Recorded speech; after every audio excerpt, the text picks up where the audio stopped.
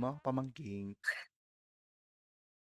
Yo. Nandito na naman po Hello. tayo sa isang Lunes with your Lorcan Titos. This is sort of an extension of what we discussed the last episode, the previous episode, about budget. Medyo related sa budget yung tanong ni Ponch.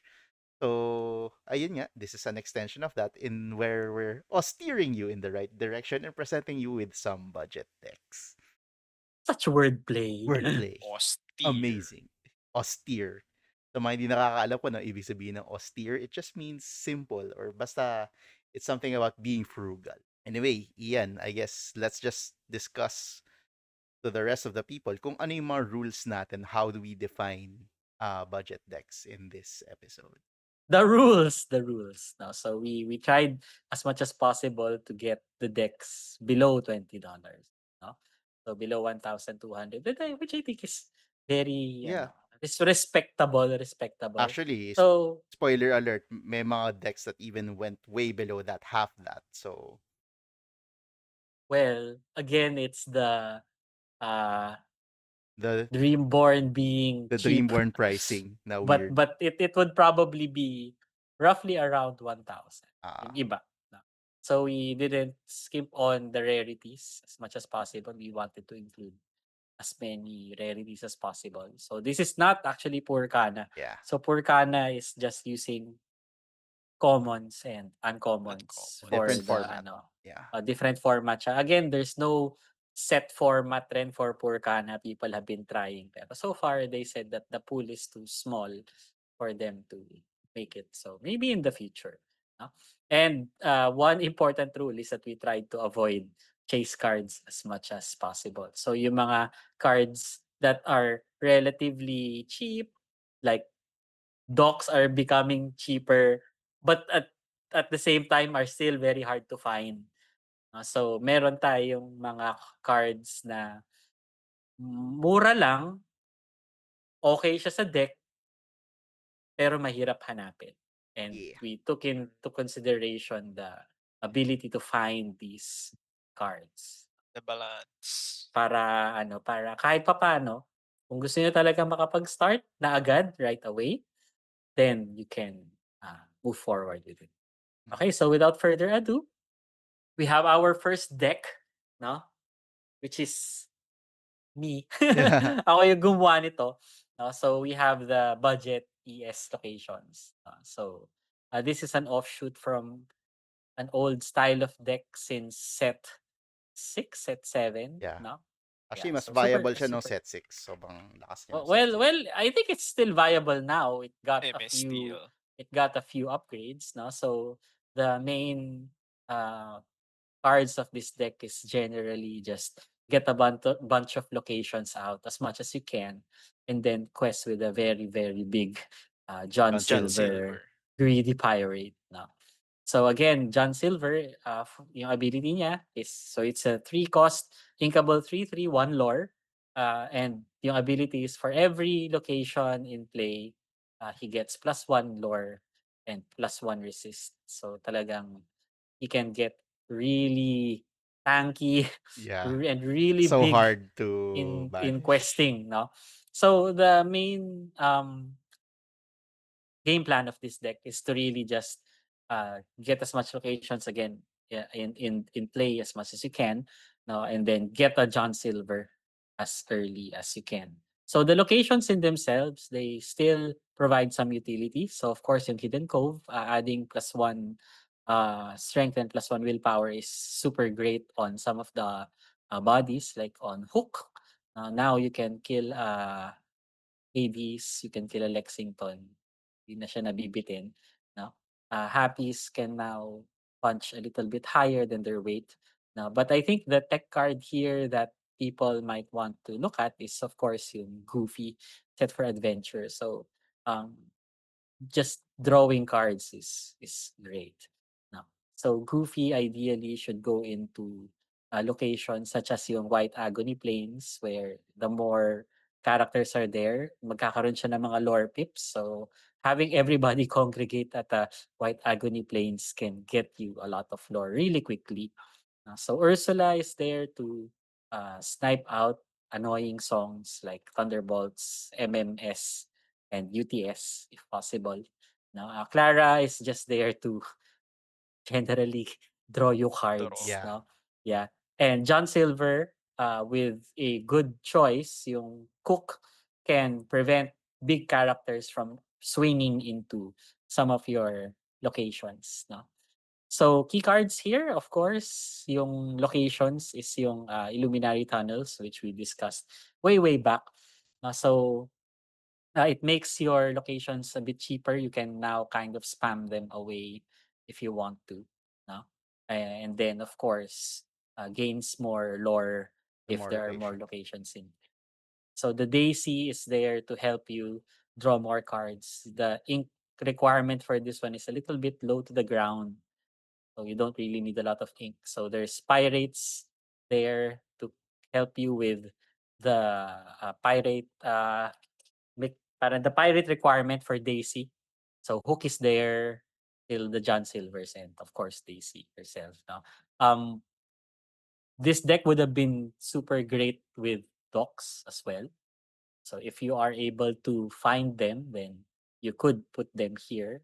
Maybe you could remove some Clarabelles or some Happies. No? The games afoot is something that you could also remove. Now it's there mainly to suddenly bump up a White Agony Plains or suddenly get more people into uh, the great the Galactic Council chamber. So syempre the Galactic Council chamber is there. KNC1 lore is quite big. And if you have an alien or robot there, hindi Which siya pwedeng i-challenge. which So John Silver alien, is. yeah, alien si John Silver. So get Silver in there, suddenly hindi na kayang i-challenge yung Location. council chamber and then KNC1 lore.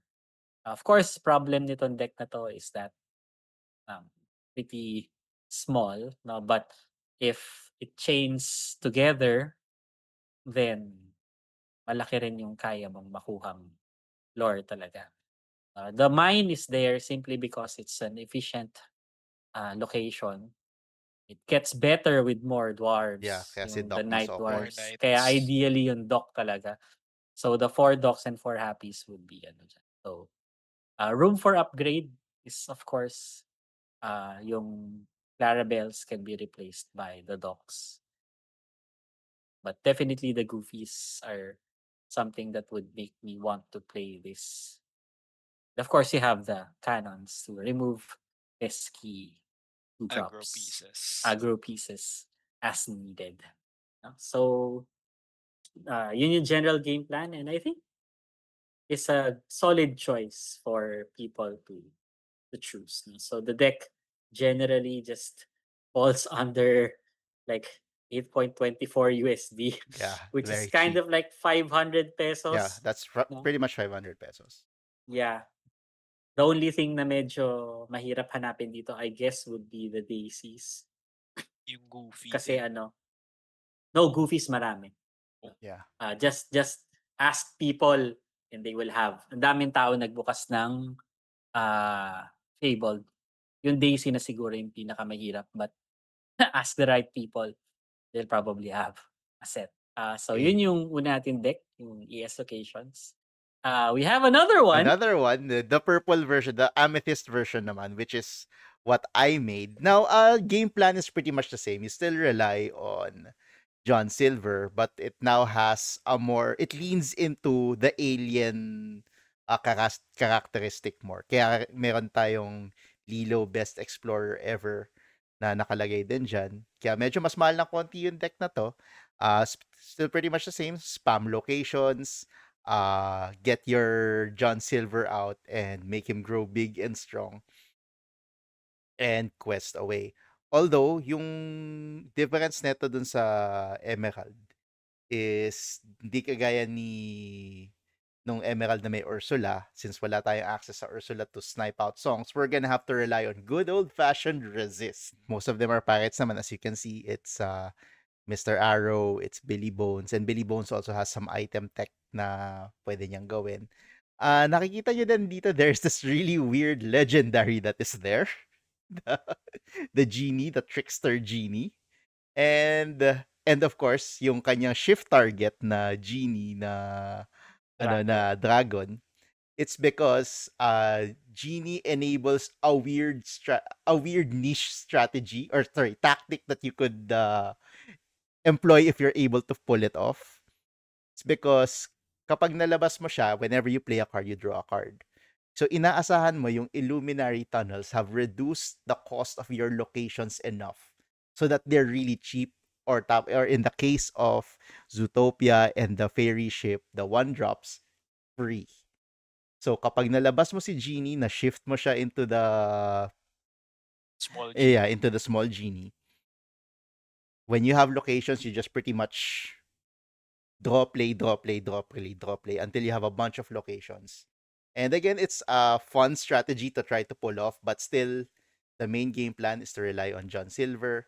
And yung meron din siyang isang challenge aspect with the Lilo because they are mostly aliens. Magagamit mo yung Lilo to break stalemates because when magagamit mo na yung second ability niya, which not very many people use, but here it's very useful because of the synergy with the aliens, that whenever she quests, an alien gets challenger +2 and can challenge ready characters. And to get rid of evasives, of course, you have Fire the Cannons. Siyempre, andyan din yung Mine, andyan din yung Galactic Chamber, andyan din yung Illuminary Tunnels. So, pretty much kind of the same with just a few tweaks, and meron isang top-end na option for you to try to pull off and have fun with. Again, yung upgrades din dito is going to be docks, so you can replace the Billy Bones most likely with docks. You're not gonna be dealing with the items. Removal, maybe you could change some of the games afoot. They're not that necessary. Maybe you could change them with strength of raging fire or thunderbolts. Depende na lang sa inyo. Although, yung problema dito sa thunderbolts is konti lang makakanta sa kanya. So, strength of the raging fire is still the more favorable option. So, yeah, that is it for the Amethyst Steel locations. This is a good deck to start with, and work your way up to the top tier purple steel na wala ng locations. But this is a good way to get familiar with that color combination. Although Next. there is a deck somewhere in Dreamborn that's pretty popular, that's also very similar to this one. Of course, what they have is not the budget version, Yeah. but will work almost the same. It also has the genies, probably a little bit more efficient with the docks, and will have generally the same. Tsaka meron game sila plan. nung Genie Wish Fulfilled. Ito Yeah, they wala have eh. the Genie Wish Fulfilled. We oo. have to go for the cheaper Genie. Yeah, yung Billy Bones kasi siguro Budget are talaga. there to offset, no? Mm. But if you can replace some of them. Yung Billy Bones, if you also want to, you could probably change them to the John Silvers na yung hindi nakakapag-challenge. Ship's ng Cook. ano. Yung Ship's Cook. Yeah, so they'll play pretty much the same as the Emerald Steel. So I guess it's just a matter of kung ano yung prefer ninyo. If you're a little more combo-y, no? So gusto ninyo na sunod-sunod yung pag-play ninyo, you could play this. If you want a little bit of challenging, you could play this. Yung isa kasi is a little bit more defensive and a lot more draw. So we have the next one. So ito is a budget boost deck. Boom. Taking Very advantage of the new mechanic. very, very similar to the one that Mo Shamblin is using. No? So, si Mo Shamblin, isa sa mga nag-compete sa Worlds. No? If you want to, you can also check his channel. He has a very long discussion about this deck and how he approached it. No? This is a smaller version of it. No? Kasi yung version niya has webbies. Yung version niya, I think also has the Philip shift na may malicious mean and scary. The main idea for this one is to be as efficient as you can in getting boosted characters into play, and they quest as much as they can.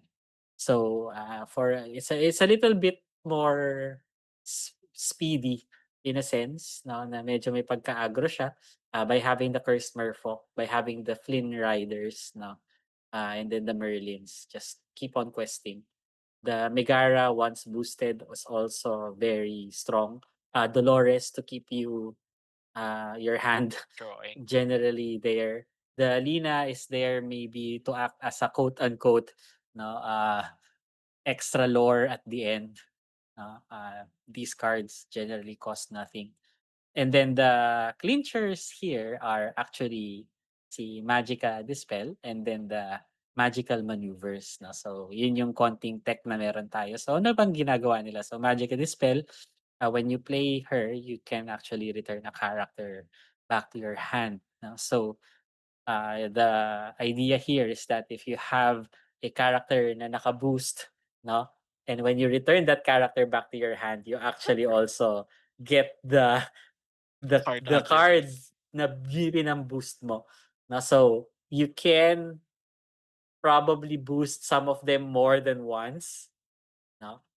Then use a Magica Dispel or a Magical Maneuvers to bring them to hand, and then Or you Olaf. or Olaf. Or Olaf. Olaf. So parang marami siyang mga fun things to do eh. So you can use Olaf to attack. He kind of dies. Mhm. And then Then you you can return choose a character with boost to hand. No? Paskar. Actually, or just like to highlight, no, kasi si Mo Shamblin, sabi niya, yung Flynn Rider is actually a really, really good card. Yeah, I agree with him. Na hindi nare-realize ng tao na malakas siya in a sense that nung sinabi niya 'to saka ko lang siya naisip, eh, 'no, that Flynn Rider technically fixes your mulligan a bit, 'no. So, parang instead of mulliganing a card, an extra card back to your deck, you can keep the Flynn and then technically when you draw on your second turn, parang since magbo-boost ka, hindi ka nawalan ng card. Yeah.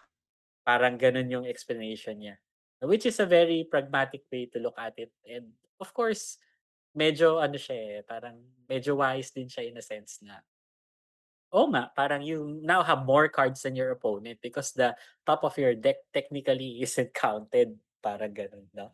You can also actually sing Mother Knows Best to what they bounce. call to bounce their characters or Or your yours, yeah. characters to hand, no. The family fishing pole is Oh my also god, there I love to that do card. to do something similar, no, with the advantage of getting you to lore. Mm. So I didn't want to lean heavy on Little John as well. It's just there because it's there, but you mainly will quest using the smaller characters like Merfolk, Flynn, Merlin, Megara, and then the other characters. No? So you have the Si cards that Vanessa get you din. boost. Si Vanessa rin, apat din yan. So, kasi Ursula Vanessa. she's very hard to deal with, no, in the current meta. No? Kasi hindi siya basta-basta na papatay. Maybe with some cards, with the new Ruby Amethyst, maybe they could deal with it. But ito I feel is a very, very solid choice to move forward with, especially in this meta. Actually, from all the decks na ginawa ko, ito yung pinaka-feeling kong malakas dun sa lahat ng mga budgets na yun. But again, people would gravitate towards certain colors and certain strategies, no? So, ako, I like this. I put the Hey there because it kind of is like Counter ramp. budget Cool lore webby. eh. Yeah, it's counter Budget ramp. webby. Yeah. Budget webby. No? Good Kasi choice. wala na rin akong maisip na pwedeng Ay, ilagay. nakakalaban ako ng similar deck, although definitely not the budget version. Tumalo sa akin yung family fishing pool. Family fishing pole, no? Sa akin, Cool lore. Tulor, out of the blue. Well, hindi naman out of the blue since nandyan siya. Pero parang, nung nakita ko yung family fishing pole, oh my god. He's gonna use family fishing pole once he reaches 18 lore. And then, boom, reaches 18 lore, bang! Or not even eh. Parang even when you're kind of behind. Yeah. Again, you can quest with the Flynn na naka-boost. Family Then fishing pole mo mo, siya, di and ba? then you get The card, cards. you get the card, and then you could ink Flynn and do other stuff. No? Very So good. there's many Mm. things I that you like could this deck. I like do this with one. this, no? So we'll see Yeah. if we can have this one giveaway, lol, no? No, maybe. Check na Maybe. muna namin. Maybe. Okay, Papabigay sige. ng ng Curse Merfolk. Wow, yeah. Uy, kasi I Ang dami mean, naman. Promo Curse marami Merfolk? well, Curse Merfolk marami pa rin naman naghahanap. Oo. But if I think it's a little bit more accessible than a doc. Kasi yung Curse Merfolk, pinabigay siya as a promo nung weeklies from the previous set. And I think yung mga current LGSs, they might still carry some and they might still give them during weeklies. Yeah. So attend So your weeklies. and I know that yung mga people na na like have played the weeklies, they have a set of this. Malamang yung mga luma nilang Curse Merfolk, yung mga hindi promo, pwede na nila ibenta, Yeah. no? May mga ganun na nung nag-upgrade na sila, they no longer need that. Kaya I felt that I could include this one because it's not as chase as the others. Okay, Okie next one. dokes. Next one. Kaulito. Uy, ako pa pala ulit. I think this is my last one. Maybe. Possibly. So of course, this one, I guess, is the easiest to make if you really wanted to. No, kasi a lot of these cards are very easy to find. There are, if you really want to, you could just like buy a Fabled starter deck and you'd be like half done already. Yeah. No? But the cards here, I think, individually can be bought from players. I know that we personally, yung stash natin, we have a couple of these in stock. No, if you ask, Extra. Mga yeah, extra na extra, natin. you could actually also ask the other people. They would have copies of this one. So this is just a very simple princess strategy. Of course, even though Queen Sensor Core is something that's important in this deck, it's very hard to find. So hindi ko na rin siya linagay. Kasi when people ask in the group chat, buying Queen Sensor Core, wala nagbibitaw kasi walang meron. Mahirap talaga siyang hanapin. So I purposefully left it there. So it's just having like high willpower princesses that turn sideways and in new lore. No, And on support. the off chance that you can use support. No? So yung strategy dito is for you to use your support characters like Ana, si the Queen, and Mulan to buff your other characters so that they have higher strength, so that they can ram into the larger characters. Or, at least for me, what I like better is to World's support greatest. an enemy character, boost up their strength, and then kill them with a world's greatest criminal mind. So para nakakapag-quest ka pa din while For still yung lady. removing a threat on the other side of the board. So of course, yung Aurora to help cheat out the characters a little bit faster. Now, one power play that you could do here is to quest with an Aurora, now, and then shift the big Aurora into her. No, a 3/5 is very difficult to deal with turn 2. Yeah. So the following turn, pwede mo siyang bigyan ng resist from Jasmine, no? You could also syempre she's used to protect your other characters. Now, Nani and Raja are there to help with bodyguards, pati si the Bodyguarding. prince. No? And then of course, use your bodyguards to sing yung Be Our Guest to find your other princesses kung kailangan man for a little bit of card advantage. No? And the Hans is there simply because it's like the Lore. instalor, no? FYI, yung Hans, even if you do not have a queen or a princess in play on your side, it still gains lore if the other side has a princess. Yun yung hindi na-realize ng tao, no? So, ang wording kasi niyan is whenever there is a queen or princess in play. Either Yep. side works. Either side works. No? So these are small strategies that some of the newer players might not figure out right away. Yung the queen is just there to make your smaller princesses bigger. No? So it's really bad to draw a Jasmine or an Aurora at later in the game.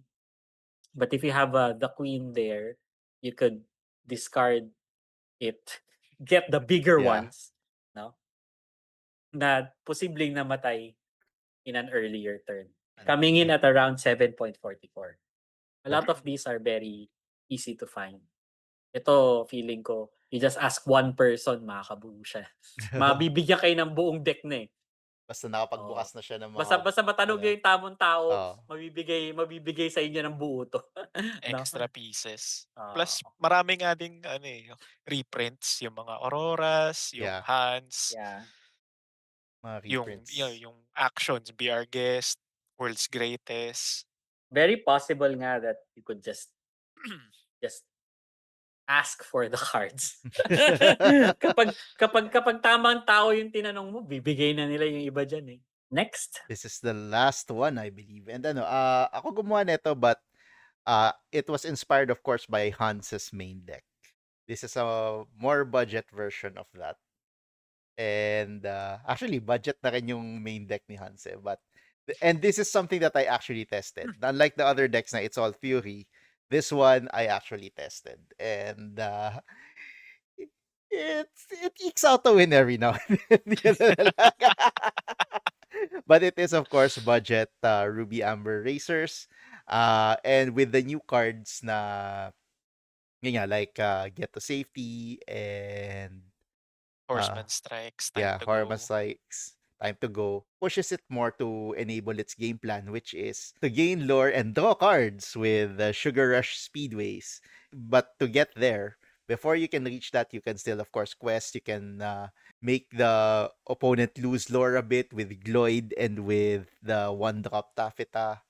And of course, yung isa sa mga ways to control the board is the King Candy na 4-drop, which whenever a racer is banished, the opponent has to banish one of theirs as well. And one of its better matchups is actually one of the better decks right now, of the meta decks right now, which is the Baja Blast blue-green.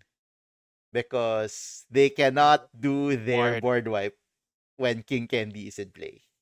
They can at the moment they do, they're just going to board wipe themselves. So just get enough racers on the board, get them to Sugar Rush Speedway, the 2-drop, the Amber one, from a location, and that's pretty much your victory condition. Another thing that I added here na wala usually dun sa mga other racer builds is si Tok Tok. Even though Tok Tok is not a racer, it moves. Yeah, it moves other characters to the location, and ideally you would have someone already in the starting line Sugar Rush Speedway, and then you can use Tok Tok to move them to Sugar Rush Speedway finish line, and they get the added bonus of a +2 strength. So you can still challenge with them. Unlike if you use yung Sugar Rush Speedway na on your marks ability na you have to exert and deal 1 damage to get them to the finish line. It's an alternative way to do it. And of course, there's Time to Go to draw cards. Draw cards. You can banish one of your characters, and if there's a King Candy in there, you get more value out of it. You get a payoff out of it. Then there's Sleepy Hollow as well to make Get to Safety have more value, and it's another lore outlet for you to be able to eke out more lore. So yun, this is actually a very fun deck to play because if it pops off, it's just the most enjoyable thing ever. Some may even say you will get a sadistic glee out of it. Yes, come on. Vanish all of my characters. I dare you. If it pops off. But so yun. And of course, there's the Horseman Strikes to deal with pesky evasives, because one of the things that this deck can't do that well with is target an evasive. So we only have the evasive Vanellope to deal with evasives. So Yung Tok Tok. oh yeah, Tok Tok's evasive, but not much offensive. Not much. It doesn't have much. It's only two strength. But with Horseman Strikes, that kind of solves the problem instantly and draws you a card. So yun, ikaw Hans, what do you think of this build? Kasi this is based on your build. How would you rate it, or how would Yeah, you yeah. assess Um, this build? well, ayun nga. So, speaking of steering you to the right direction, ito nga yung racers. Yung racers, Wreck-It Ralph pieces came in sa shimmering. So, Mm. most of these came sa shimmering. So, karamihan nga makukuha mo siya on that set, or like I would think 80% or 70% ng cards na nandun sa set na yon. So yung upgrades nga lang na mga bagong cards from the new set, yung Get to Safety, Horseman Strikes, Time to Go, Sleepy Hollow, it's here as well, na yun yung actually nagbabump ng price sa kanya kasi bago. And you would see na yun yung rares dito. So Get the Safety is rare, Horseman Strikes is rare. Yun yung nagpa-pump sa price. But most of these, you can see naman na it's commons and commons. And very niche nga yung strategy niya. So since racers, may pagka tribal siya, it works well with itself, yung mga kapwa nila racers, and not much else. So, yung mga hindi gumagamit nito, malamang marami silang ganito. And then you can ask it from them, tapos baka nga makabuo ka na if they're not using. Kasi ano talaga siya, very niche na deck. Tapos ayun nga, yun yung strategy. You get more consistency with the draws from Get the Safety, Time to Go, na bagong dating lang. Tapos yung Horseman Strikes, yes, can be used offensively as well. And you can also use it on your own pieces to activate yung si King Candy. So you can Horseman Strikes yung Vanellope mo na 2-drop na may evasive. You get the benefit of sila yung magbabanish. So it goes through ward, and then may draw ka pa. And then of course, nag-aano siya, nag-increment if you have more king candy. So think of it as ayun nga, deterrent. So kung meron kang piyesa na mahirap matanggal, lalo na kung warded, siya magtatanggal if yung player nga yung magre-remove. So it goes well nga then with Time to Go. So Time to Go is self-banish, you draw cards, and then ideally meron kang king candy to take care of the pieces that you can't take care of. Tapos if yung the usual naman, nandito naman din yung Wreck-It Ralph na backseat driver to punch those high pieces away. So +4 din, medyo Yeah, medyo that's nakabigla. huge. Uh, think of it as, you know, like 1 plus 4 is 5. Madaming Mm. 5 na big pieces. Tapos, if you think of it this way, na mas magagamit mo yung Adorabizel Winter Pop, na effectively magiging 5-5 siya, mag-hits, tapos pag nag-survive siya, damage, so may lore pip. So, you really get to set the board with your razor pieces long as they don't die. And if they do die, make sure King Candy's out. Mm. So medyo yun talaga yung strategy niya, bangga, but with the flavor of nagre-racing ka din talaga. So steering talaga. Okay, that is the last deck. Okay, so ano na next mga kababayan? Reminder lang natin din sa sa community natin na these decks are, again, budget decks. So don't expect them to win you a tournament. But these are a good way to get started and to have But fun. but But you could you could. if you really wanted to. Kapag swerte ka, again, sabi ko sa mga tao, the Luck of best the draw skill talaga. to have in any TCG is luck. So kung talagang nakuha mo lahat ng kailangan mo, nag-break yung kalaban, panalo ka rin talaga Pwede. ng ano. But it's also, But yun nga, pwede mo siyang i-upgrade. These are just good starting points that we're suggesting to you para if yun nga, pag nagkapera ka na, or nakakuha ka na ng mga significant card library, or nakakuha ka ng magandang card that you can trade for other cards that you may need to upgrade these decks, then go for it. So yun. Again, don't expect these to be the strongest, but they're a good starting point for you to start your fun with Lorcana and joining at least community events that you can in which you can play with others against others and learn what else you need to tweak among of all of these decks. Pwede naman makapanalo. Pwede Kailangan naman. lang talagang ano.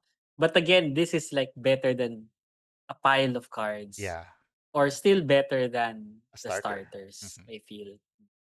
So Medyo parang, mas yun cheaper nga pa nga yung nung choice ibang eh. starters. Yun yung choice eh. Mas cheap pa nga yung iba kesa sa starters. So if you're choosing between like getting a starter and maybe using a budget deck like this, may options ka. Kasi again, some of the starters might be difficult to find. Yung access mo to it is not as easy as before. So at least may alternative ka. Yeah.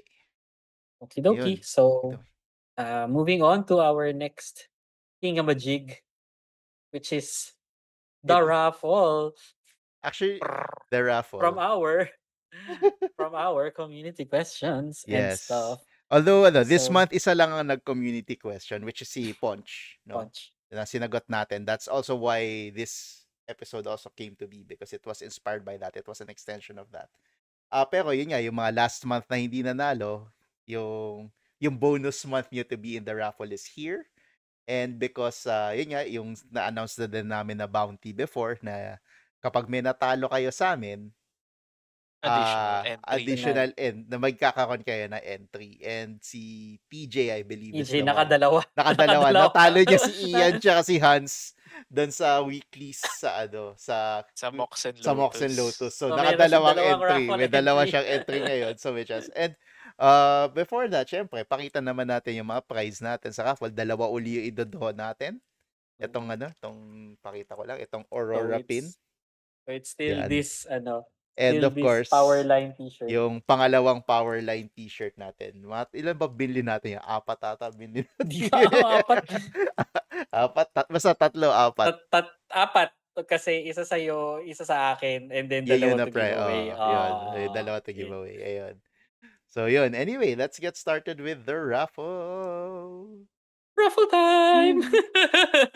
Pahabol. Raffle time! Raffle time! Okay, ito na po ang ating Wheel of Names. I-shuffle mo muna dyan. Nakita nyo naman. Kasi baka sabihin. Baka sabihin nyo naman, nandadaya yan. Shuffle. Yan. Tinanggal na po natin si Nicole. Tsaka si Mark with a Tsaka C. si Mark with a C. Dahil nanalo na sila eh. Nanalo na sila pero di pa rin nila nakukuha yung kanilang prize. Wala pang time. Hindi pa nag-align ang pagkikita. Yes. Well, nagkita naman pero parang hindi nila sinabi na darating sila, so hindi na prepare yung mga ibibigay. But we will be sure to document it once mapabigay na siya. Okay. Anyway, for the first raffle, yung yung pin muna. So, yung Aurora pin na, again, last chance to get it. Oo, kasi yung set ngayon parang sad. Yeah. Alright, spin the wheel. Spinny. Let's go.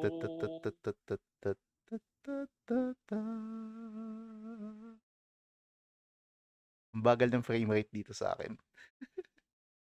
Pero meron na. Hoy, si Keith! Si Congratulations, Keith! Si Lord Cantara. Congratulations, Aurora pin. Ewan ko kung kailangan, sigurado naman meron ka na nito. Ewan ko, I don't know. Well, pwede naman. Congratulations. Bahala na siya kung gusto niya mag-collect ng more. Congratulations. The wheel has willed it to be. Yes. The wheel has willed it to be. Okay, remove Keith and continue. O yun, yung t-shirt ito naman. Na po. Yung t-shirt naman. TJ, sana pumalo yun isa sa dalawa mo. Grabe ka, wala sa mangyayari pag si TJ yung nanalo. Tapos lahat ng mga taon to mawawala except si Ponch. So si Ponch na mag-isa sa susunod na raffle. Swerte naman. Baka yun kung nandito si Ponch, sana ganun yung mangyari. Oo. Or siya na lang, di ba? Para na. Okay. But ito, last chance ng iba to. So, let's go. Let's go.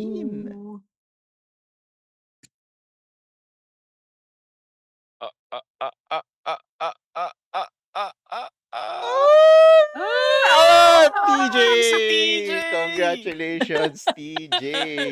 TJ nga talaga. Sulit yung bounty. Oh, sulit Sulit yung bounty. bounty. Dalawa yung tinalo eh. Okay, so ito sure Okay. ako makikita natin to Oo. soon. So Very bibigay natin soon. agad. No? Okay, congratulations, TJ. Congratulations. At So we will again, get in touch with you guys. yeah, we'll get in touch with you guys so you can get your prize.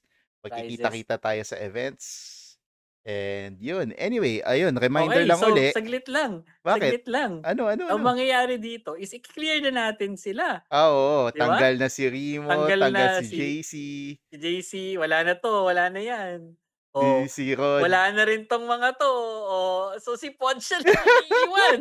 O, so make sure na sa Pahirapan niyo susunod naman si na Ponch. sa mga susunod na araw, kailangan na ninyong magtanong or Oo. kailangan ninyo kaming matalo. I guess the easiest way is to like Ask. just beat us. Just beat us. Hindi, ask a No? question. Mas madali mag-ask ng Or ask a question. question. Actually, madali rin magtanong. Magpadala. May mag-ask form ng ka lang question. eh. Ask your Lord Cantito forms are there. Less chance to beat us kasi ako ay mawawala. Oo nga pala. It's sad. It's sad. For reasons unknown, internal conflict. Anyway, ayun, thank you very much once again mga pamangking, mga Illumi-nephews at Illumi-nieces namin. Sa susunod po ulit, again, magtanong po kayo, pahirapan niyo si Ponch. At sana may nakuha kayo dito sa episode na to na fun na magagawa sa inyong Lorcana journey. Sana na-austere namin kayo sa right Na-austere. direction. Bye-bye. So sorry Alright. na lang dun sa mga mga may mga deck na hindi nyo ma-appreciate ito episode na to. Maybe Yun. next time. Bye-bye. Okie dokie. Bye-bye. Bye.